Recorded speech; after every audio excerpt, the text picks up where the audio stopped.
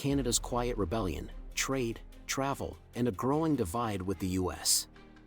At first glance, it might seem like just another economic hiccup. But a closer look reveals something much deeper unfolding along the world's longest international border. In February 2024, approximately 2.2 million Canadians entered the United States, according to U.S. Customs and Border Protection. That's down by over 500,000 compared to February 2023, a dramatic 19% drop, and the lowest monthly figure since April 2022, when travel was still recovering from COVID-19 restrictions. This isn't just a matter of people staying home. There's a growing sense of deliberate disengagement. In provinces like Ontario and British Columbia, where cross-border travel is traditionally high, tourism agencies are reporting sharp declines in trips to U.S. shopping outlets, theme parks, and even business conferences. But the shift doesn't stop at the border. Inside Canada, consumer spending on American goods has dropped by approximately 6% in Q1 2024, based on data from the Business Development Bank of Canada. At the same time, sales of Canadian-made products are on the rise, especially in grocery, apparel, and electronics. So what triggered this sharp turn in consumer and travel behavior? It all began on February 1st, when the U.S. government announced a new set of tariffs targeting key Canadian exports, set to take effect on April 2nd. These include a 15% tariff on processed agricultural goods, 20% on steel components, and 25% on select lumber products, critical exports for Canadian industries. The news hit particularly hard in provinces like Alberta, Saskatchewan, and Quebec, where thousands of jobs are tied to cross-border trade. In response, Canada's Minister of Foreign Affairs, Melanie Joly, released a statement emphasizing that Canada will not hesitate to defend its economic interests, regardless of the upcoming U.S. election cycle. Meanwhile, internal documents from the Canadian Chamber of Commerce suggest over $4.3 billion CAD in at-risk export revenue due to the new tariffs. But what really caught the public's attention wasn't the tariffs, it was a comment from Donald Trump. Speaking at a media event in late February, the former U.S. president stated he preferred dealing with the current Canadian government over opposition leader Pierre Poilievre, sparking outrage among political commentators and citizens alike. While foreign leaders occasionally comment on international allies, it's exceedingly rare for a former U.S. president to weigh in so directly on Canada's internal political landscape. The remarks stirred debate ahead of Canada's expected federal election in 2025, raising concerns over foreign influence and political interference. In an Ipsos poll conducted days later, 61% of Canadians surveyed said they believed Trump's comment was inappropriate, and 43% said it made them feel less favorable toward the U.S. government overall. But this story isn't just about politics, it's about sovereignty, identity, and independence. Canada has already begun reassessing its defense alignment with the U.S. According to Defense Ministry sources, Ottawa is reevaluating its $19 billion contract to purchase 88 F-35 fighter jets from Lockheed Martin, a deal originally signed in January 2023. As an alternative, the government is now in discussions with Swedish defense firm Saab, which has offered the JAS-39 Gripen, a multi-role combat aircraft widely used in European NATO countries. Saab has proposed partial assembly and long-term maintenance operations to take place in Canada, potentially generating thousands of domestic jobs. Defense analysts suggest this could not only reduce Canada's reliance on U.S. supply chains but also create a foundation for future collaboration with European partners. For a country seeking strategic autonomy, it's a compelling offer. Canada's broader move toward defense diversification is already visible. Joint initiatives with Germany, France, and Italy have increased in recent months, including talks on radar systems, cyber defense cooperation, and shared satellite intelligence. And this comes amid rising European defense budgets, with the EU surpassing €326 billion in collective defense spending by 2024, a 30% increase from 2021. The data points to a clear pattern. What was once a deeply integrated US-Canada relationship is beginning to shift. Not through official declarations or dramatic exits, but through quiet, sustained choices at the policy level, at the border, and in the minds of everyday Canadians. The real question now isn't just whether the relationship is changing, it's whether it's being redefined entirely. Canada's energy strike, how Ontario just flipped the trade war on its head. A quiet move from Ontario just triggered a financial shockwave across the U.S. As of March 2024, residents in key border states like Michigan, Minnesota, and New York have seen their monthly energy bills spike by over $100. For many American households, that's not just a price hike, it's a crisis. And while consumers are scrambling to adjust, Canada is cashing in. At the center of it all is Ontario's decision to introduce a 25% tariff on electricity exports to the U.S., a direct counterpunch in response to Washington's new trade restrictions. With more than 15% of the electricity supply in these states coming from Canadian sources, the consequences were immediate. Utility companies, completely unprepared for the sudden price surge, are now in damage control, looking for alternative sources, cutting programs, and passing costs directly to their customers. Ontario, meanwhile, is raking in the revenue. The province is now earning approximately $400,000 every single day from this tariff move. That's over 12 million Canadian dollars a month, all flowing back into the local economy. For Premier Doug Ford, this wasn't just an economic play, it was a message. "We didn't ask for this," he told local media. "But we're not going to stand still while American policies damage our industries." To understand how it got to this point, you have to rewind a few years. During Donald Trump's presidency, his administration introduced a series of aggressive trade measures under the banner of America First. That included 25% tariffs on Canadian and Mexican imports like steel, aluminum, lumber, and dairy, all crucial to the North American supply chain. The idea was to protect American jobs, especially in construction, manufacturing, and agriculture. Initially, the White House celebrated the move, claiming it would boost domestic production and reduce foreign dependency. But economists warned of blowback, and they were right. The increased cost of raw materials quickly hit U.S. manufacturers, who passed those costs on to consumers. The housing market was one of the first to feel the pain, with the price of new homes rising significantly due to higher lumber costs. In the dairy sector, American farmers were suddenly shut out of key export markets, as Canada responded with targeted counter-tariffs. The result? Farmers lost millions in revenue, and American milk exports to Canada fell by over 20% within a year. Now, Ontario's move has added an entirely new layer to the conflict. It's not just about steel and milk anymore, it's about electricity, something every home and business depends on. As energy bills climb, so does political pressure. In New York, Governor Kathy Hochul publicly condemned the tariffs as reckless and economically damaging. In Minnesota, Governor Tim Walz warned that the trade war has crossed into critical infrastructure, urging the federal government to rethink its approach. Even Michigan energy regulators issued a report highlighting the risks of grid instability and cybersecurity vulnerabilities tied to sudden energy disruptions. And it's not just Democrats speaking out. Some Republican governors and lawmakers are now questioning whether Trump's strategy has gone too far. In industrial states like Michigan and Ohio, auto manufacturers are raising red flags over long-term energy costs. Small business owners are seeing utility bills jump by hundreds of dollars per month, expenses that eat directly into already thin margins. Meanwhile, grocery prices, construction costs, and basic goods are creeping upward again. For working families, it's not a matter of politics, it's personal. Can I afford another $120 this month on electricity? Do I raise prices or cut staff? Will this get worse before it gets better? Those are the questions Americans are now asking. And across the border, Canada is doubling down, not backing off. With Prime Minister Justin Trudeau announcing his intention to step down, a new figure has stepped into the spotlight, Mark Carney. He's not just a political candidate, he's a financial heavyweight. A former governor of both the Bank of Canada and the Bank of England, Carney is known globally for his expertise in managing economic crises. On his first day stepping into federal politics, he made Canada's position clear: these tariffs are staying unless the US returns to fair trade.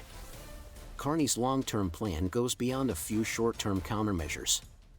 His team is already working to expand Canada's energy export partnerships, particularly with the European Union, where demand for clean, stable electricity is growing fast. At the same time, exploratory talks are underway with Asian markets, aiming to build permanent alternatives to US buyers. Canada is also ramping up internal investment in its energy sector, including wind, hydro, and nuclear, to create a more resilient domestic grid and develop export routes that no longer rely on US infrastructure.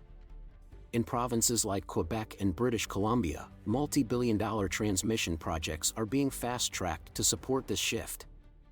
This isn't just a trade dispute anymore, it's a full-scale economic realignment. And while the US tries to contain rising prices and political blowback, Canada is playing the long game. Instead of retaliating emotionally, it's responding with strategic, revenue-generating countermeasures that not only protect its economy, but slowly shift the balance of power in North American trade. The question now isn't whether Americans will feel the impact, they already are. The question is, how long can they afford it? A legal earthquake and a global shift, why the US may be losing control.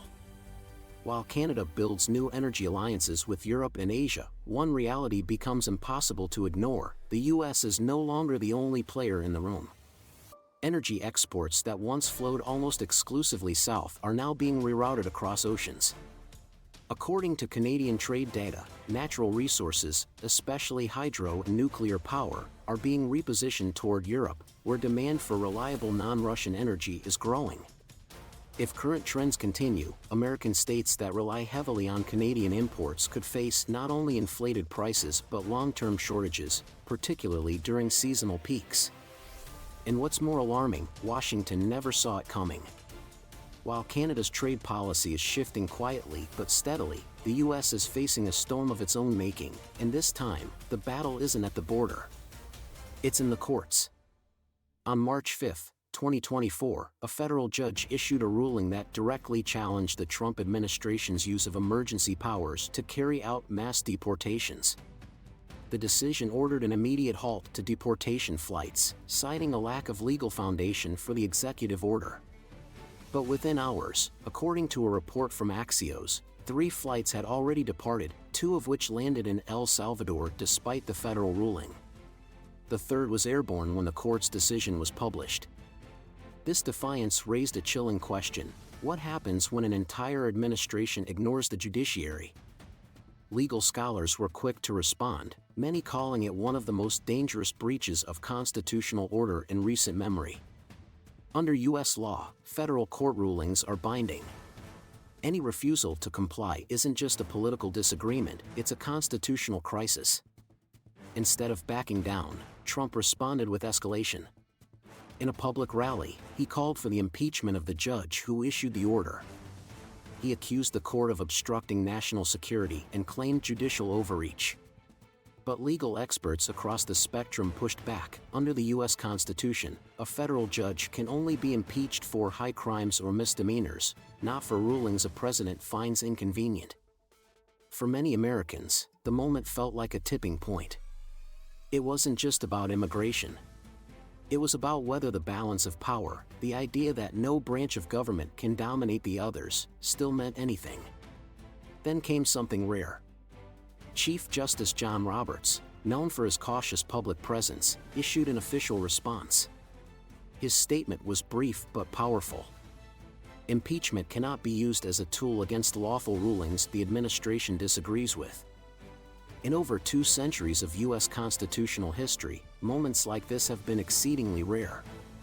The Supreme Court, often hesitant to wade into public battles, had just drawn a clear line. But what happens next is far from certain. Legal analysts have outlined 3 possible paths, none of them simple. Scenario 1: the court stays silent. Some conservative justices may choose not to deepen the divide, preferring to preserve the court's neutrality by avoiding further confrontation. This might prevent political escalation, but it risks signaling that the judiciary is unwilling to defend itself from executive pressure. Scenario 2, the court defends its ground. If Roberts can rally support from justices like Amy Coney Barrett or Brett Kavanaugh, the court could issue a unified statement or decision reaffirming judicial independence. This would send a powerful message, but also deepen the political storm surrounding the court, further polarizing public opinion. Scenario 3, Trump doubles down. If Trump returns to the White House with congressional backing, he may attempt to reshape the court itself, expanding the bench with loyalists or pushing impeachment hearings against dissenting justices. This would radically change the structure of American democracy and create a precedent that could last for generations. No matter which path unfolds, the stakes couldn't be higher. America's legal institutions, once considered untouchable, are now being tested in ways not seen since Watergate or even the Civil War.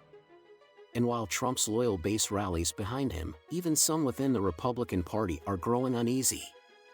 Calls for accountability are coming from both sides of the aisle. International observers are watching closely. The European Union, Canada, and Japan have all expressed concern over the breakdown of legal order inside the U.S. And in the midst of this judicial showdown, Canada is making its next big move, one that could further redefine the defense architecture of North America. Just 2 days after Portugal announced it would withdraw from the F-35 fighter jet program, Canada followed suit. The decision marks a dramatic reversal from January 2023, when Ottawa signed a deal worth $19 billion to purchase 88 F-35s from Lockheed Martin. Now, citing both strategic and political instability in U.S. policy, Canada is walking away and looking elsewhere.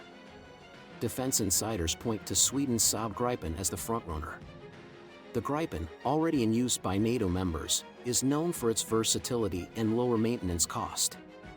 Unlike the F-35, which requires extensive support infrastructure often tied to U.S. oversight, the Gripen offers more autonomy, a feature increasingly appealing to Canadian defense planners.